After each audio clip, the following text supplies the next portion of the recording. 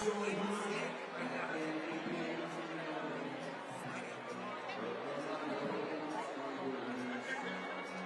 you better show stand up on this board, you know the board.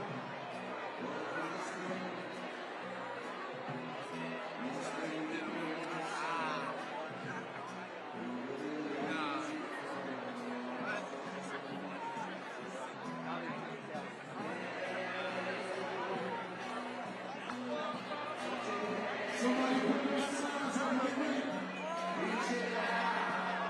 Y'all ready? Stand up and say it. 1, 2, 3, say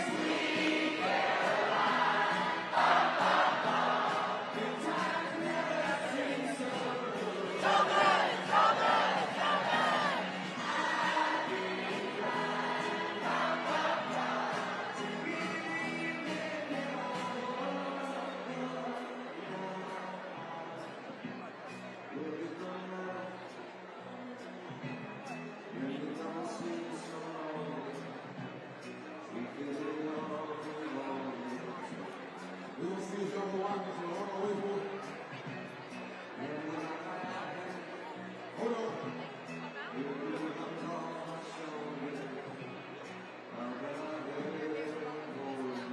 This time I need you to be real loud. Real loud. You ready? Say it. You ready? Now this is y'all turn, okay? I'm gonna put it on y'all. Say it. 1, 2, 3.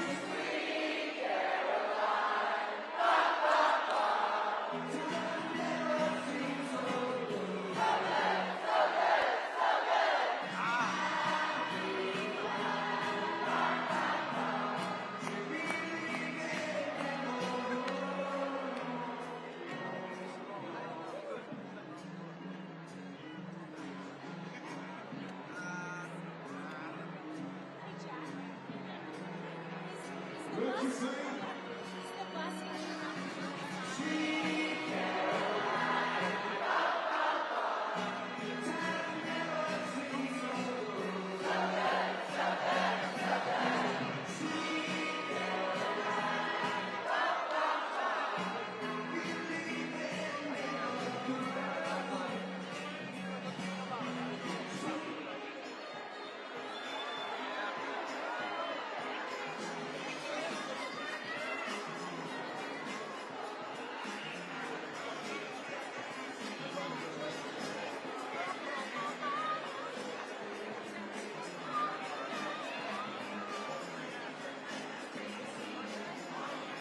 What's up? What you say?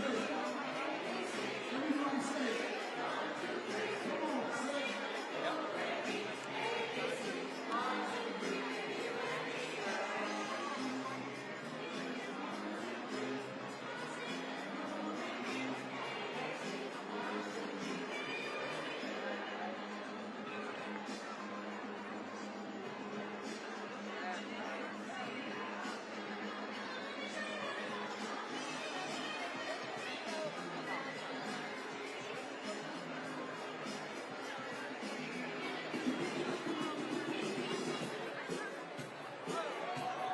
Ask me something.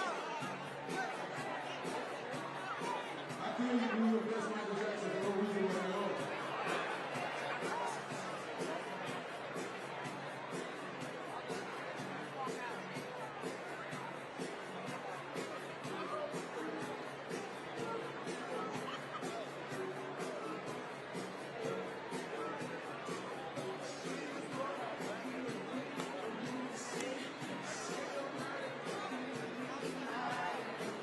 Somebody sing this.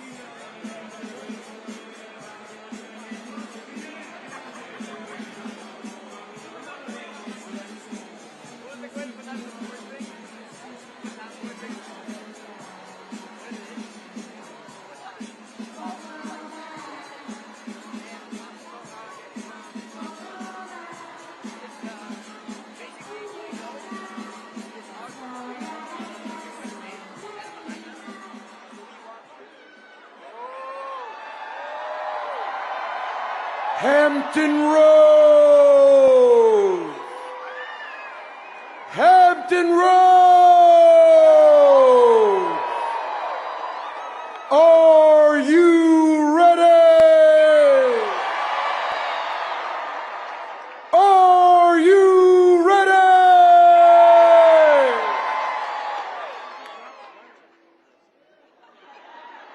Abigail Spanberger formally announcing she is running to become Virginia's governor in 2025. Abigail Spanberger has set up a run for the 75th governor of Virginia. Abigail Spanberger wants to become the first woman to become the governor of Virginia. More than 40,000 Virginians, from Abington to Accomack to Arlington and everywhere in between, have signed our petitions. That's 4 times as many signatures as required. Abigail Spanberger turns in 40,000 signatures, collected by what she says were more than 1,300 campaign volunteers. She's about to kick off an 8-day, 40-stop bus tour. Hundreds of supporters gathered at her alma mater, J.R. Tucker High School in Henrico. The bus rolled into the Virginia Museum of Transportation. Spanberger's bus tour continues today in Southwest Virginia, making stops in Blacksburg, Roanoke, and Martinsville. We need to be talking to voters about the specific plans we have to make the Commonwealth more affordable, to strengthen our schools,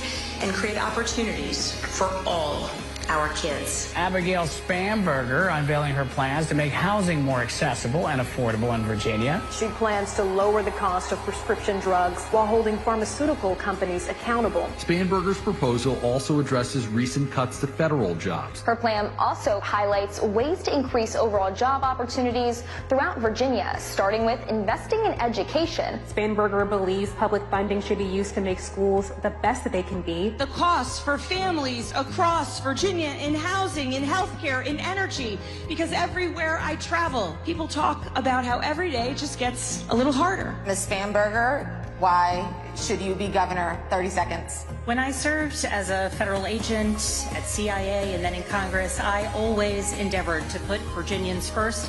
As governor, I will do the same thing. Who do you think won tonight's debate? You know, I think at the end of the evening it was a pretty good night for Abigail Spanberger. I think Abigail Spanberger came away as a winner. Former President Barack Obama is endorsing Abigail Spanberger in the Virginia governor's race. I am proud to endorse Abigail Spanberger for governor. Abigail will stand up for Virginia families. She'll work to build an economy that works for everyone. We need to put Virginia and Virginians first. Period. Full stop. Every vote counts. So turn out and vote for Abigail Spanberger for governor on November 4th.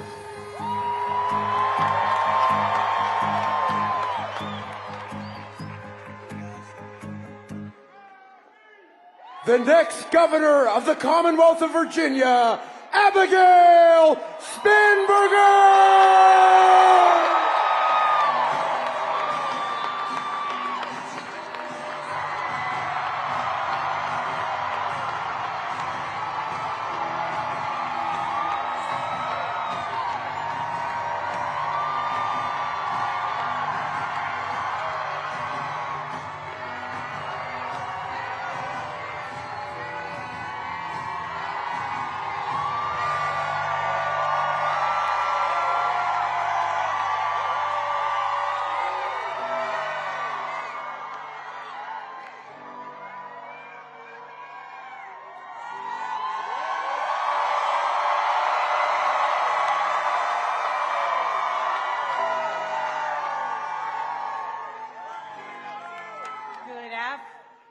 Good afternoon, Virginia.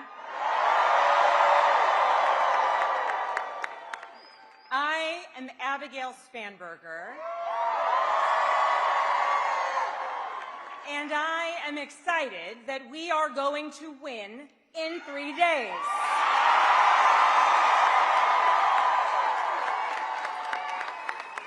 Thank you all for being here today. What an incredible crowd. And what an incredible moment this is for Virginia. I am thrilled to be here in Norfolk, and I am honored to be joined on stage in a few minutes by President Barack Obama.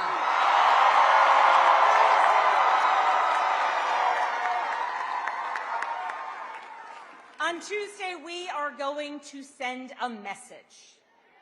A message that Virginia is turning the page. So let me ask you, is Virginia ready for leadership that puts our Commonwealth first? You know, we are approaching the end of a nearly 2-year-long journey. Almost 2 years of campaigning across every corner of this beautiful Commonwealth. From Farmville to Fairfax, from Wytheville to Woodbridge, and from Pennington Gap to Portsmouth, P-Town's in the house.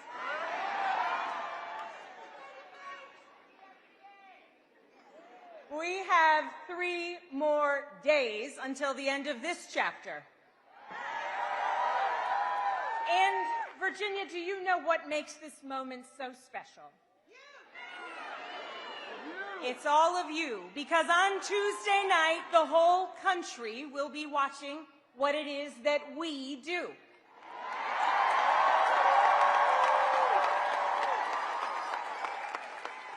This is our moment, and I cannot wait to see what we do with it. Looking out at this amazing crowd, I see so many friends I grew up with here in Virginia, friends from my time serving in Congress representing Virginia's 7th District, and friends I have made across our Commonwealth as I have been running for governor. It is amazing to think about the journey that we have taken together, and as I ask for Virginians to put their trust in me as our next governor, I would like to tell you why I am running. It is because I want to serve Virginia.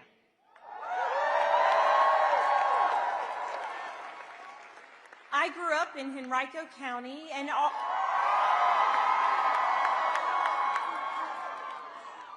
our house was a house of service. My father, an Army veteran and then a career law enforcement officer. My mother, a nurse and a volunteer and advocate in all things. They always used to say there is no higher calling than service to our country. And I grew up knowing that I wanted to follow in my dad's footsteps. And I did. First, as a federal agent working narcotics cases, going after child predators, cracking down on money launderers.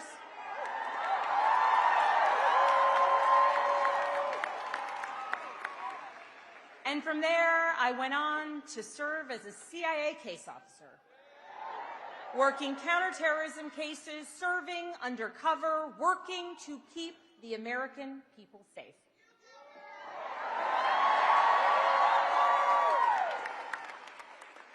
Every day, my colleagues and I came together to work on behalf of the American people, and we were focused on a mission, keeping the American people safe.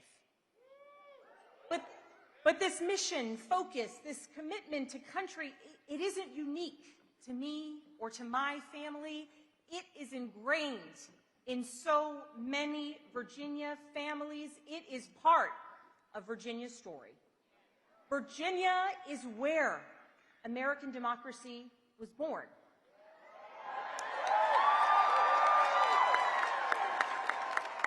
And Virginia is where we are still working to perfect it today. Virginia is where James Madison built the framework for a constitutional system strong enough to move a young nation away from tyranny.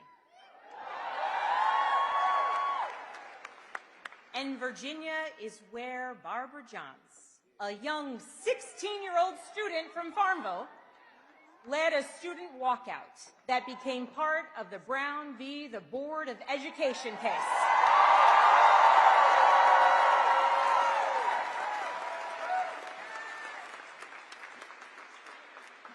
Virginia has been and Virginia will be an example for the rest of the country. And come Tuesday, the eyes of all Americans will turn to see the results of this election. And once again, like we always do, Virginia will show leadership. Virginia will set an example. And that is what I love about our Commonwealth. And it is why my husband Adam and I are so proud to call Virginia our home.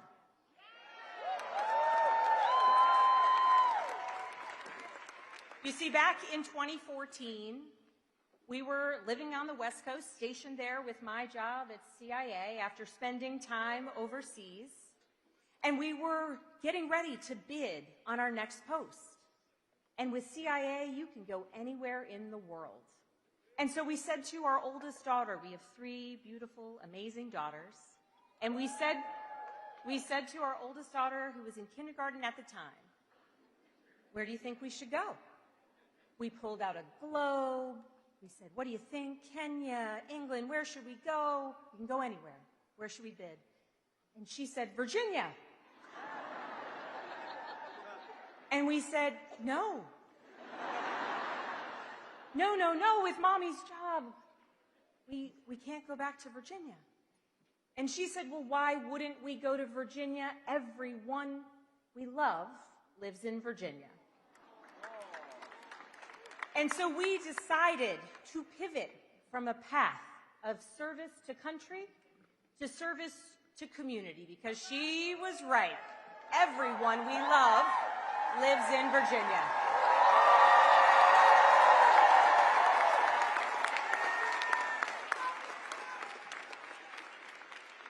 And now there are so many more people we love across Virginia.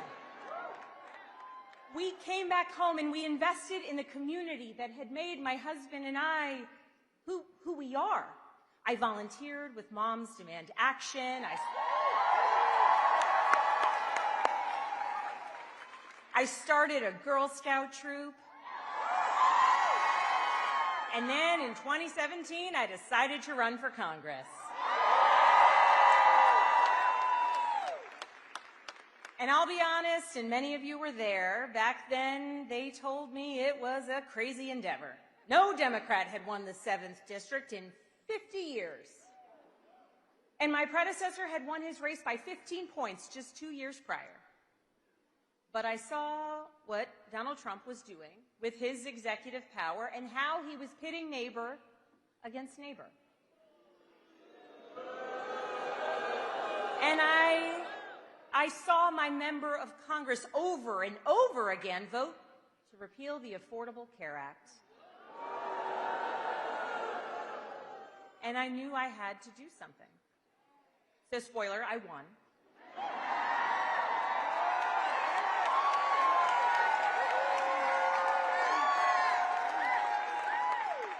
And then I won again. And then again. And while I was serving in Congress, I worked with anybody and everybody to deliver results for the people of my district. I worked to lower drug costs and the price of insulin, to combat the fentanyl crisis, to support our nation's veterans, and to finally get more than 50,000 Virginia public servants, retired teachers, firefighters, police officers, and federal employees the Social Security benefits they had been denied.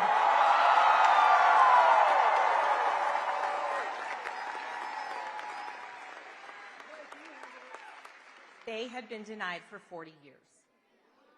That is the job of a public servant. And you might not know it looking at the news these days, but it's true. Come January, when I'm sworn in as the 75th governor,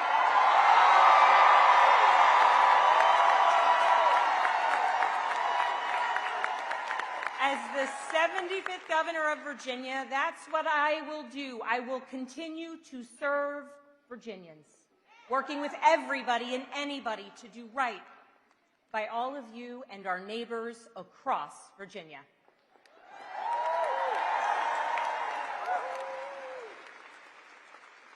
Now, I don't have to tell you all the stakes of this election. They are high. And with the political turmoil coming out of Washington right now, this election is an opportunity. Because in just 3 more days, when the polls close, Virginia voters can and will send a message. Amid the recklessness and the heartlessness coming out of Washington, Virginia can and will flip statewide seats from red to blue.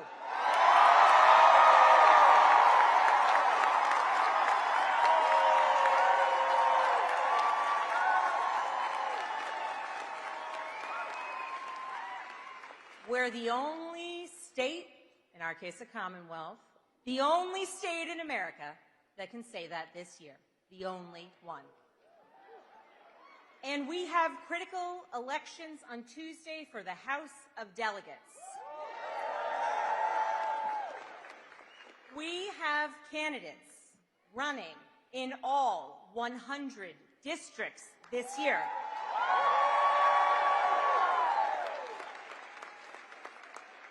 And we have truly amazing candidates to get excited about this year. In every corner of our Commonwealth, we have people who want to serve their communities, who want to bring the voices of their neighbors to Richmond. In every corner of the Commonwealth, there is a Democrat running for a House of Delegates.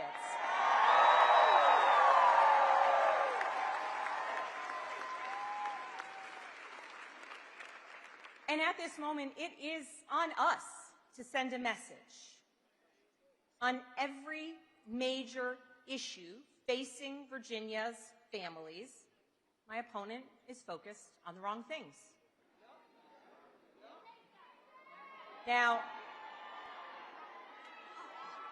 in Virginia, we need a governor who will recognize that Virginians are struggling to afford the rising costs in health care, housing, and energy. We do not need someone who will support a terrible law that will raise costs on housing and energy while giving tax breaks to billionaires and corporations, all the while decimating Virginia's health care. We need a governor who will support the thousands upon thousands of Virginia's families whose livelihoods have been disrupted or destroyed because of DOGE and now this government shutdown.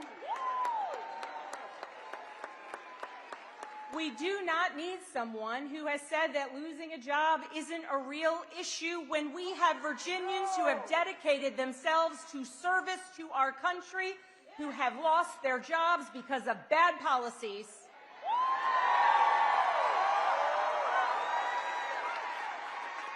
And a reckless administration. We need a governor who will speak up when careless, chaotic, reckless economic policies out of Washington hurt our economy, raising costs for families, making it harder for small business owners to survive, and crushing Virginia's farmers. We do not need someone who has been in lockstep with this administration every step of the way.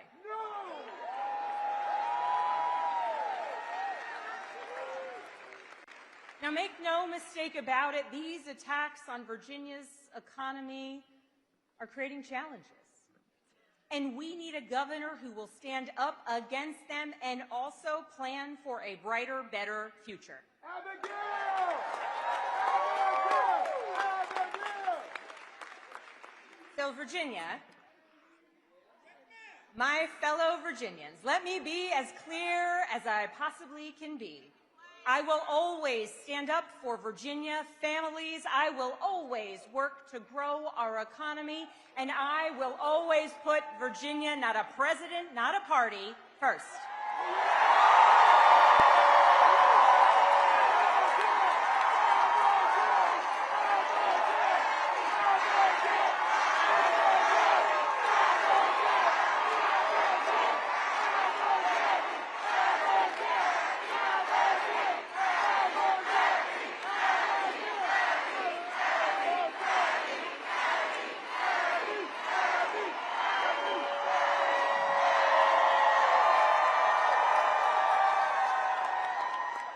Abby is much easier than Abigail, isn't it?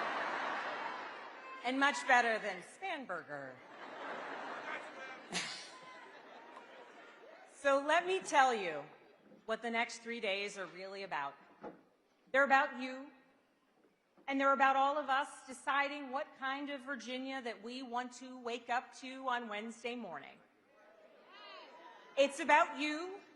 And it's about all of us deciding whether we want to live in a Virginia that fights for working families or one that doesn't. It's about you and all of us deciding whether we live in a Virginia that protects our freedoms or one that doesn't. And all of us are the ones that will make that choice. All of us, we have that power. But the results on Tuesday, they don't just reflect what it is that we are against. The results on Tuesday will be a reflection of what it is that we are for.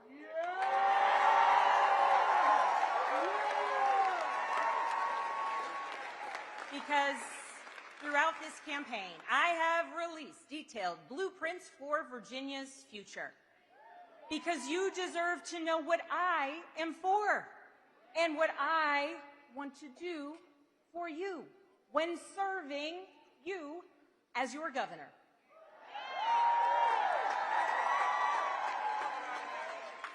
Because Virginians deserve a governor with a plan to work every day to lower costs for Virginia families. And I have my Affordable Virginia plan to lower health care costs, to lower energy costs, and to make it more affordable for Virginians to buy a home, rent a home, or stay in their home.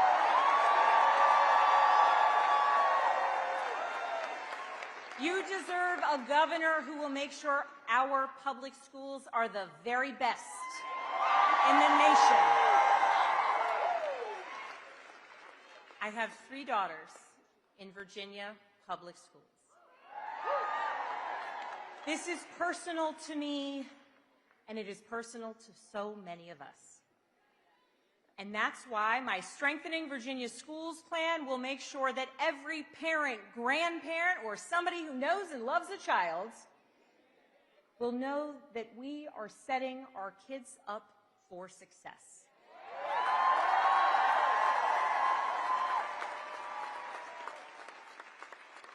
And you deserve a governor who will work with Democrats and Republicans to grow our economy and not stand by while Virginia's workforce is under attack. You deserve a governor who will work to bring good-paying jobs to every corner of our Commonwealth. And that's my Growing Virginia plan.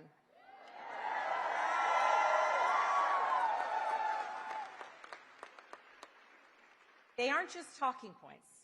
They're actionable policies that I am ready to implement on day one. And I know how to get it done by bringing people together, by leaving the rhetoric at home, and by never forgetting that our mission is to serve Virginia.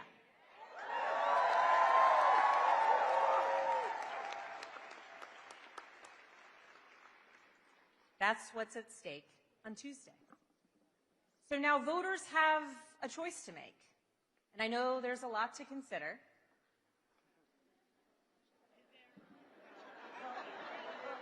Here's the truth. The contrast in this campaign, it's not just about policy. It's also about approach. In Congress, I worked with Democrats and Republicans to get results for Virginia families. I had bills signed into law by a Republican president and a Democratic president. And year after year, I was ranked as the most bipartisan member of Congress from Virginia.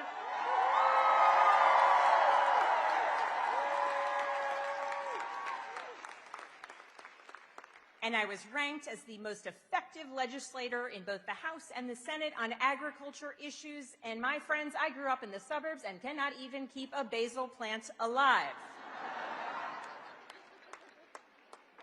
But my approach is to work with people. My approach is to endeavor to understand what is working and make it better, and what is broken and try and fix it.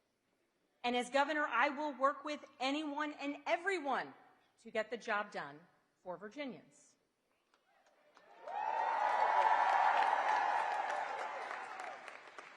That is what I have done my entire career. And that is the commitment to service and to mission that I believe all Virginians deserve. Yeah!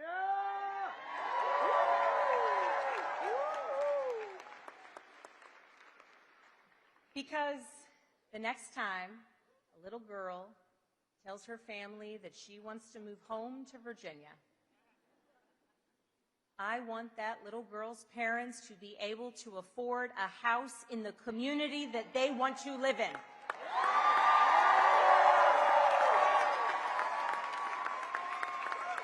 I want her parents to have jobs that will allow them to provide for their family. I want that little girl to go to a school where she is safe within its walls and where her teachers are well paid and well respected.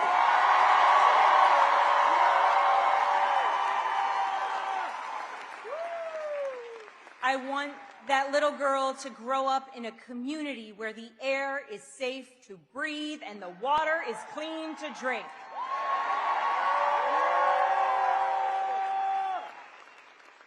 And I want that little girl to grow up in a commonwealth where her rights will be respected as she grows older.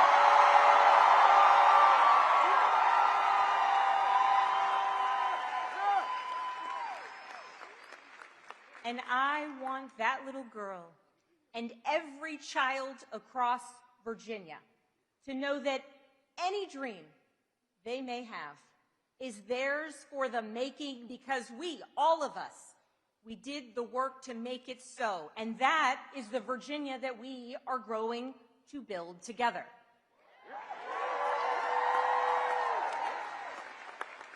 And that is why on Tuesday we will elect a governor who follows through for a safer, stronger, and more affordable Virginia.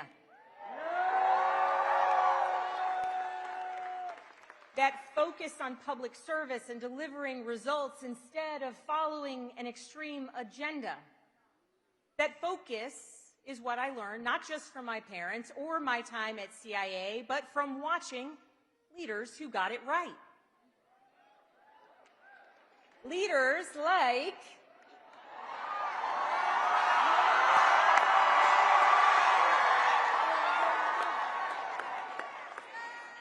a certain former president,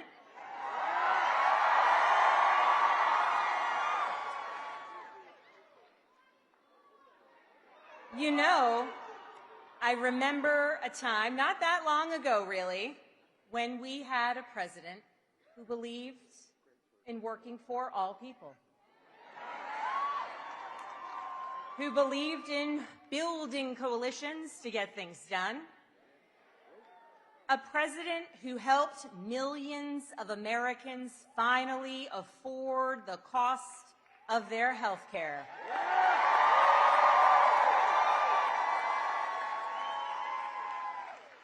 A president who worked to bring Americans together instead of tearing us apart. A president whose approach to governance, his temperament, and his way of doing serious work with dignity and purpose and joy is a model for all of us.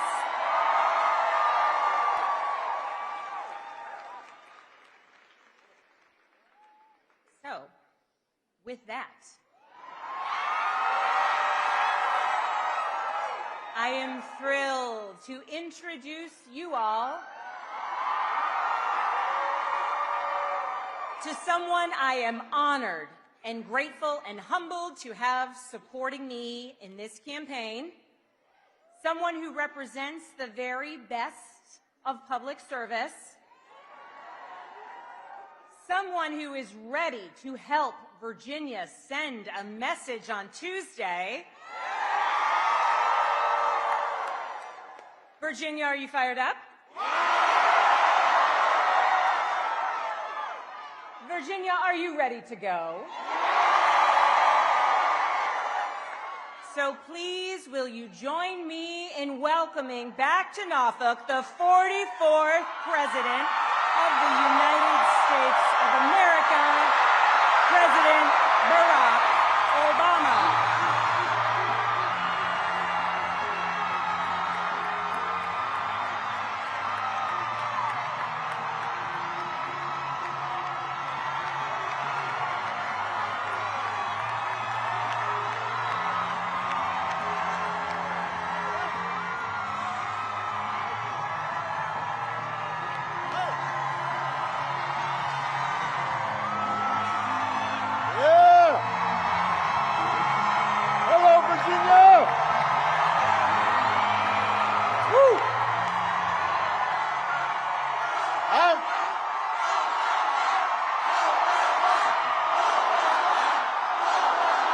Thank you.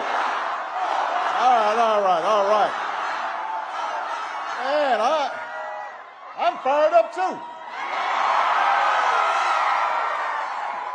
I am definitely ready to go. It is good to be back in Virginia. It's good to be back in Norfolk. The last time I campaigned,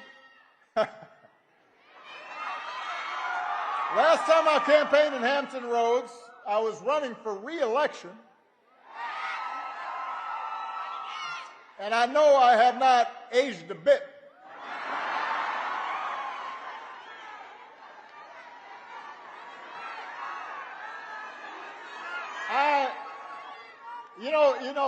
It is an issue. You know you've been around a long time when you're in a photo line and some tall guy, with a beard comes up and you're taking a picture. What's your name? And then they pulls out. He says, "This picture I want to show you. This is you holding me as a baby." And oh man, really? I'm old. But I am here today for a very important reason. I am here to ask you to vote for the next governor of Virginia, Abigail Spanberger.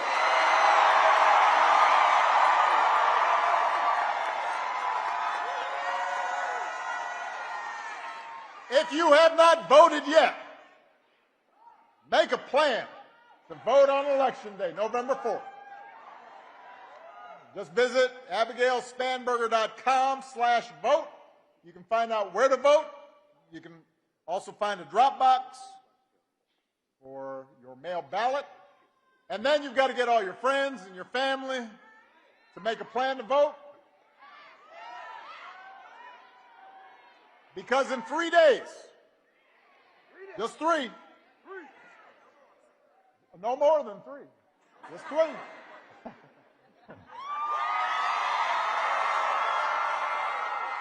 In 3 days, we have a chance to elect a leader who will help build a better, stronger, brighter future for Virginia.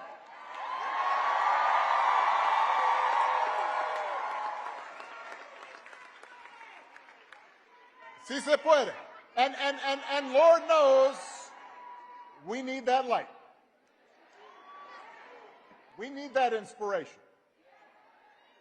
Because let's face it, our country and our politics are in a pretty dark place right now.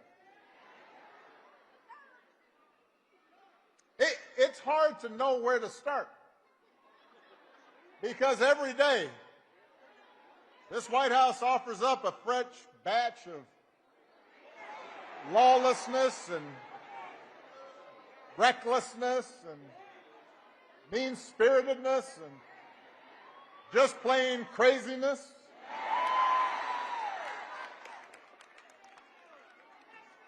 We got a president who thinks it's okay to use the Justice Department to go after his political opponents. Hey, wait, don't boo. Vote. They don't hear boos, they hear votes. So we got a president who replaces career prosecutors with loyalists who will do what he wants, and now he's telling them what he wants is for them to hand over millions of taxpayer dollars that he had to pay in expenses for previously violating the law. We've got a commander-in-chief who hires decorated officers because he thinks they might be more loyal to the Constitution than they are to him. Oh. He's deploying the National Guard in American cities, claiming to stop crime waves that don't actually exist. We've got masked ICE agents pulling up in unmarked vans and grabbing people, including U.S. citizens, off the streets on the suspicion that they don't look like real Americans. We've got an HHS secretary who opposes proven science and promotes quack medicine. A top White House aide who calls Democrats, the whole party, domestic extremists. We've got some poor labor economist who got fired for accurately reporting bad jobs numbers that the president didn't like. I mean, it's like every day is Halloween. Except it's all tricks and no treats.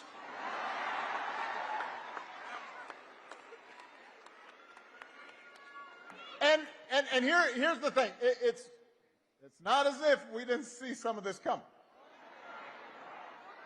I will admit it's worse than even I expected, but I did warn y'all. I did. You can run the tape. And by the way, he warned you too, because he said what he was going to do.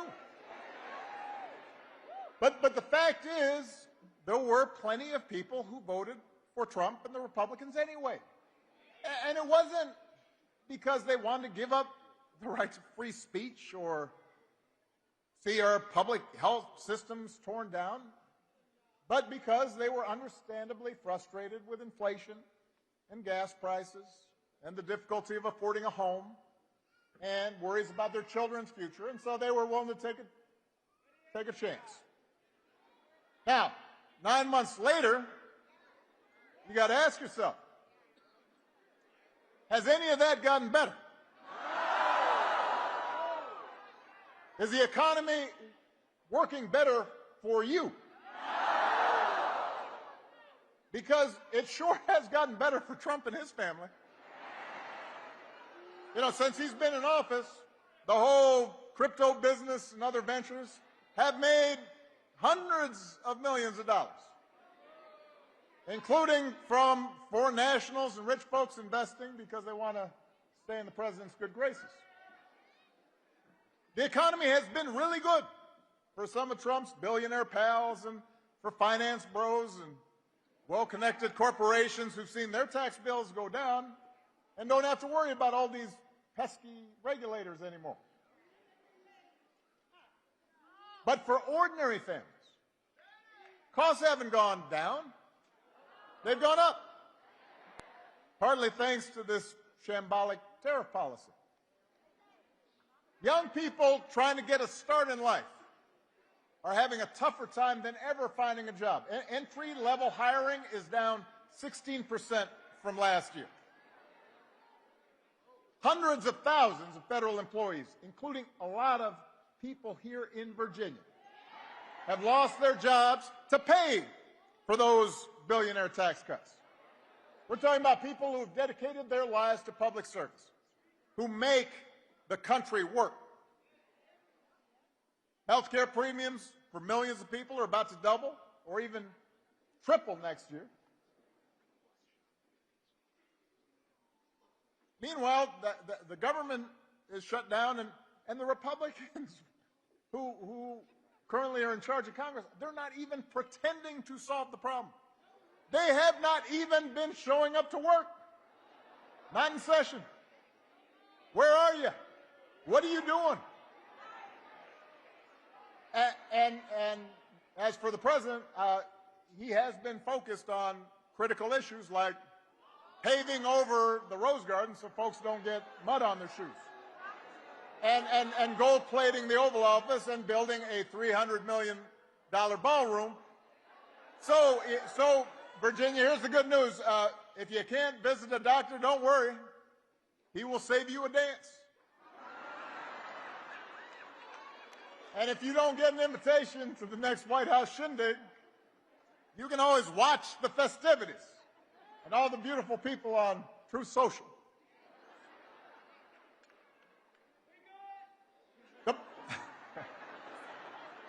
The point is, there is absolutely no evidence Republican policies have made life better for you, the people of Virginia.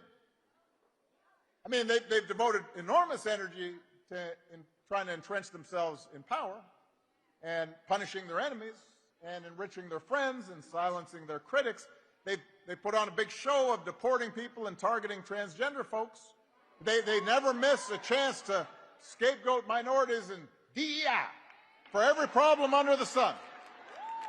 You got a flat tire? DEI. Huh. Wife mad at you? DEI.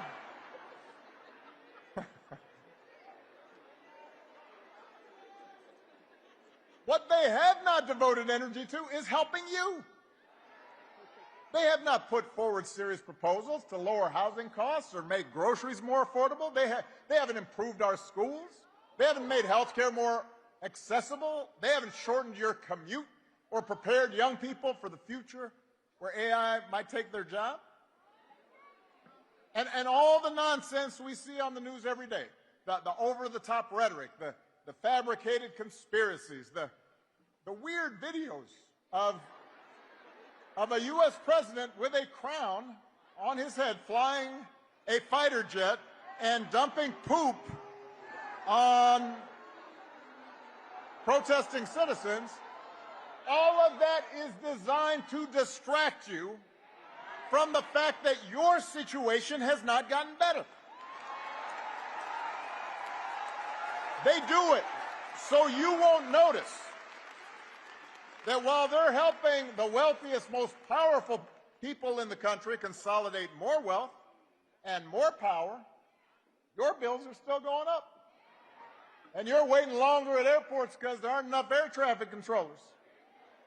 And the program helping your kid with special needs was just gutted. So that is what's happening. And the good news is there's something you can do about it. Right here, right now. Because you've got a candidate for governor who's got a track record of getting stuff done. Somebody who sees you and has been with you and knows your struggles and will fight for you every single day. Virginia, it's time to point America in a better direction by electing Abigail Spanberger as your next governor.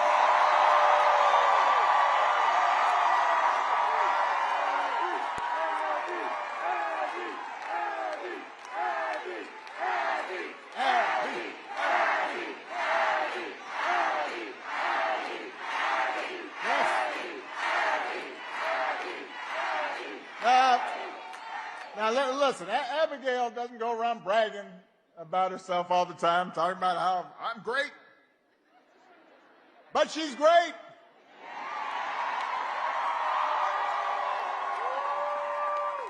As a former federal law enforcement officer, as a CIA case officer working on counterterrorism, she knows what it takes to keep communities safe. As the mom of 3 kids in Virginia public schools, you know she cares about helping every child and helping every teacher succeed. As a member of Congress, she was a workhorse, not a show horse, fighting to lower prescription drug costs, giving veterans the support they deserve. Abigail does not just say the right thing. As your governor, she will do the right thing.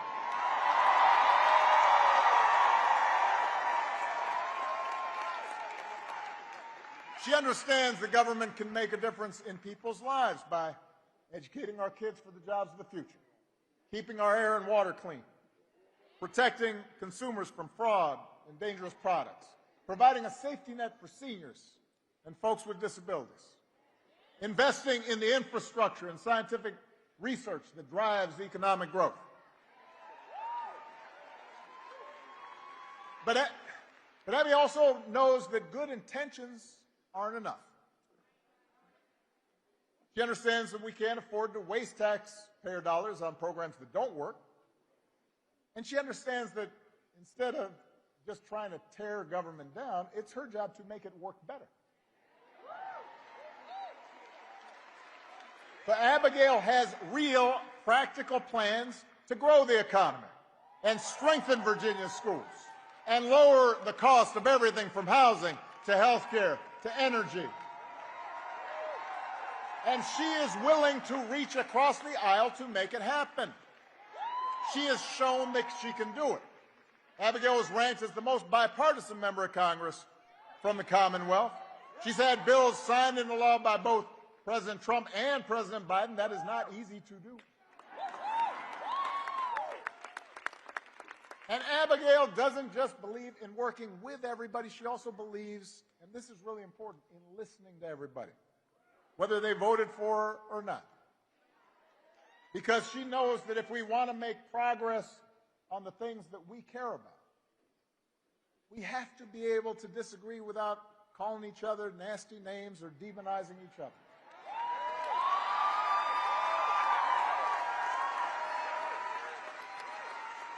So at a time when our politics feels broken, we need desperately leaders like Abigail, public servants who are in it for the right reasons and are focused on the future, and who will always stay connected to the people they were elected to serve. Now, her opponent, not so much. When someone asked her, and I'm just following this from a distance, when someone asked her apparently about all the federal workers fired by this administration, given how important that is to Virginia, apparently Abigail's opponent said she wanted to talk about real issues. Didn't understand why these job cuts are, quote, a huge thing. Now, I don't know about you, but seeing your neighbors and your friends, your customers, maybe some of your family members suddenly out of work, even though they've dedicated their lives to serving people, having trouble making their mortgage, maybe it's just me. Seems like a pretty big thing to me. Pretty huge. And I'd want a governor to be paying attention to it.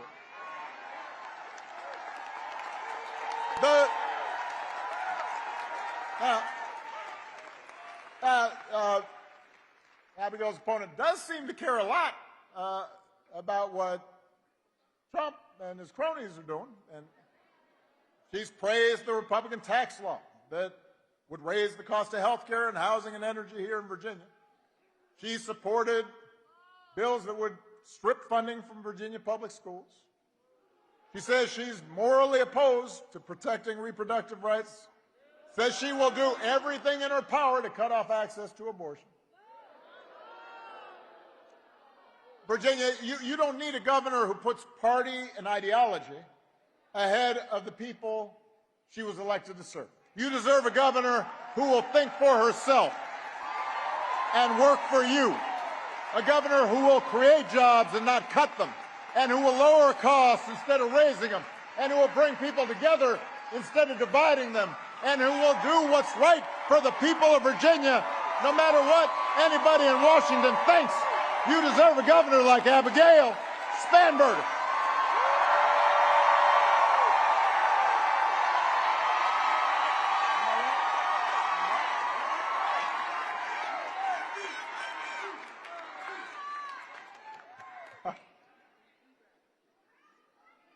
Because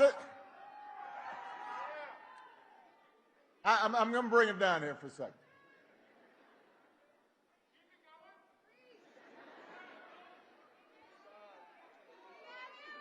Because at the end of the day, what this election's about, what politics in a democracy is always about, is values. What do we care about? What do we believe? What do we prioritize? What are our core convictions?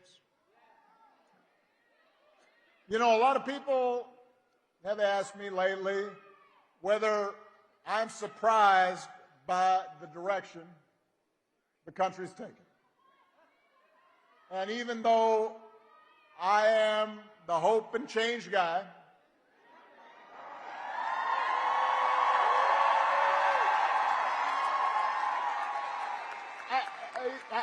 I try to be honest with them. So I say, yes, there are things I am worried about. I am worried about how quickly basic democratic rules and norms have been weakened.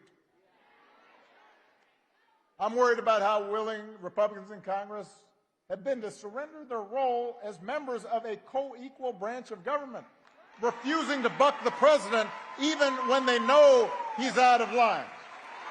Even when a lot of them will privately admit that power is being abused in ways that will hurt their constituents and hurt the country.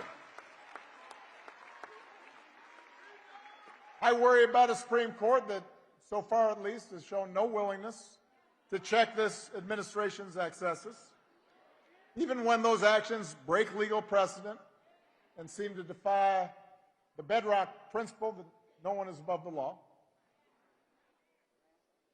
I worry about the growing concentration of economic power in this country, with just a handful of mega billionaires and companies controlling what we see and what we hear. And I worry about how much that economic power distorts the political process. I worry about how readily not just business leaders, but others with influence in law firms and universities have been willing to bend the knee to this president's autocratic impulses to avoid retribution or protect profits or simply to avoid controversy. And I worry sometimes how we've come to accept this as normal. But what I also tell people when they ask me about this, what I also try to remind them, is that America's always had competing stories about who we are and what this nation stands for. The first story says, we the people, just means some of us. That in order to qualify, you have to be the right color, or come from the right family, or worship in the right way, or have enough money. It says that even though we got rid of a king, there's still a caste system in America, a pecking order of who makes decisions and who obeys, who gets opportunity and who is obliged to serve. And it's a story that's policed by fear and force, that tries to convince people that For their group to win, another group has to lose. That if somebody doesn't look like you or think like you or practice religion exactly the same way you do, they must be a threat to your way of life, and they need to be put in their place. And that's how Donald Trump thinks about America. Make America great again by putting the people like him back in charge, even if they don't know what the hell they're doing. Now, but here's the thing. That story is not new. That's the oldest story in the book. It's not even uniquely American. For most of human history, that's the way society's worked. There's somebody on top and somebody on the bottom. There were lords and there were peasants. And for a long time, that story of caste and privilege and concentrated power, that was the law of the land here in America. If you looked like me, you were likely treated as property. If you were a woman or a white man who did not own property, you could not vote. For a long time, if you were an Irish or Italian immigrant, we're not hiring. If you're Jewish or Asian, don't bother applying to our school. If you were Native American, you weren't even treated as an American, even though you were here. But from the very start, there was another story, born of this nation's true revolutionary spirit. A story that says we the people means what it says, that all of us are included, that we are not subjects, we are citizens, defined not by race or religion or gender or sexual orientation, but by our commitment to a common creed and a willingness to accept not just the privileges, but the responsibilities that come with that citizenship.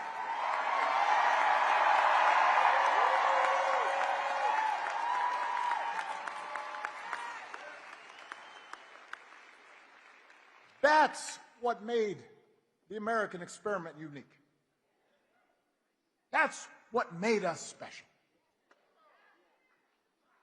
And through generations of struggle and sacrifice, through the faith of abolitionists and the struggle of suffragists, through a civil war and civil rights protests, through union organizing drives and government reforms and investment in public education, we moved closer to those founding ideas. And in the process, we inspired the world. And that's the story I believe in, Virginia. I believe in an America in which we all deserve equal protection under the law and nobody is above the law. I believe in an America where every child has a chance at a good education and anybody who's willing to work and find a job or start a business and make a decent living. An America where opportunity isn't just reserved for those who were born into privilege or happen to have the right connections. I believe in an America where we don't fear each other, but look out for each other. And if we want that story to continue, if we believe in that better story, we need leaders who believe in it too. We need leaders who will tell the truth and who will take responsibility and tackle hard problems and bring people together instead of tearing them apart. We need leaders who won't serve bosses in Washington or big corporate donors, but instead will serve the people who put them there. Virginia, we need leaders like Abigail Spanberger.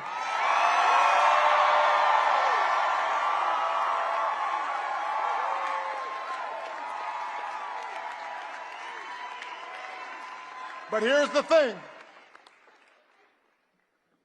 As good as Abigail is, she can't do it alone.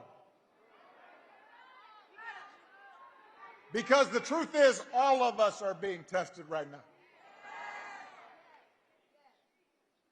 Trump and the Republicans, they want you to think it's part of their story that things only happen from the top down, that a few people in power make decisions, and the rest of us have to live with the consequences.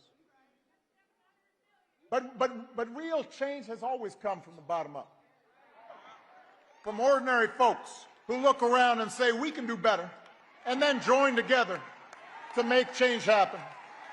So it's up to us as citizens to stand up for the values we hold dear. If we want a country that believes in free speech and the rule of law, then we have to fight for it, even when it's hard or inconvenient. If we are opposed to violence against people we disagree with or who look a certain way, then we have to speak out when those values are violated. If we believe in honesty and hard work and treating other people the way we want to be treated, then we have to model it in our own lives, in our workplaces, in our schools, our neighborhoods, our places of worship. And if we want a government that is responsive and honest, that works for the many and not just the few, then we have to get out there and vote for it.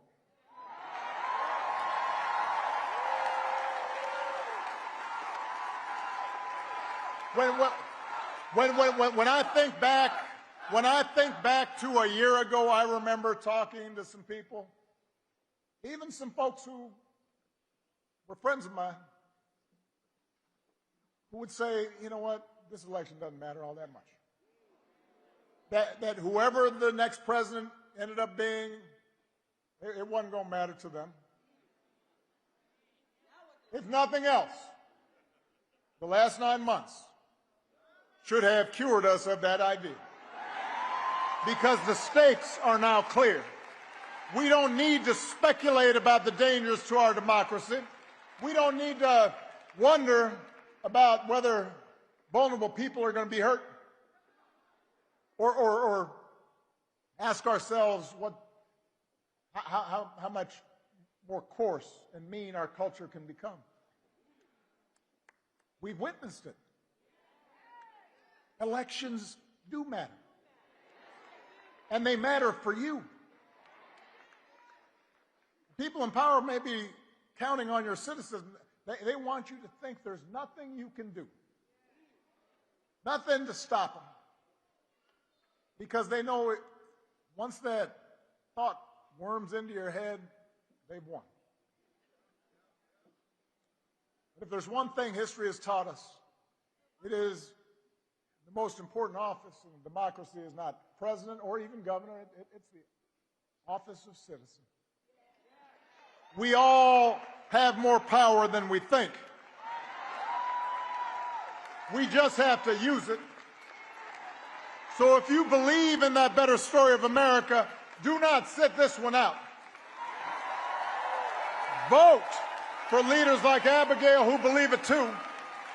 Leaders who care about your freedoms and will fight for your rights and who will go to work every day to try to make your life just a little bit better. And then get your friends and family members, your neighbors and co-workers to vote too.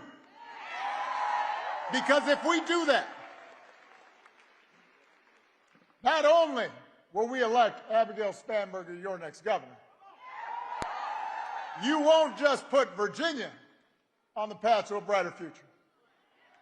You will set a glorious example for the nation. Thank you, Norfolk. God bless you. God bless these United States of America.